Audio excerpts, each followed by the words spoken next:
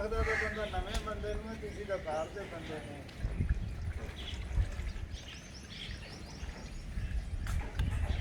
ਆ ਜਾ ਹੁਣੀ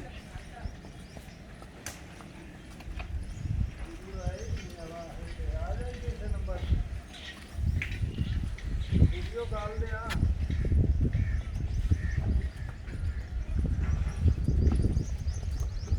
चलो यार मोटी मोटी वीडियो करने आप कोई है कली करनी